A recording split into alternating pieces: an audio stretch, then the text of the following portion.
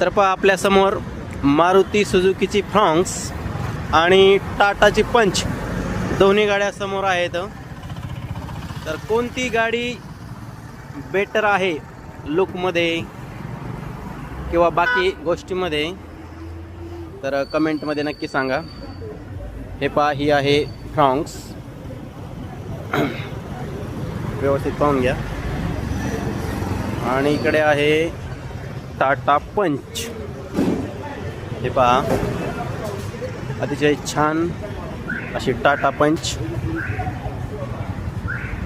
आणि अतिशय छान अशी फ्रॉन्क्ससुद्धा. दोन्ही गाड्या खूप छान आहेत, परंतु प्रत्येकाची आवड ही वेगळी असते. दोन्हीपैकी कोणती गाडी तुमच्या आवडीची आहे नक्की सांगा.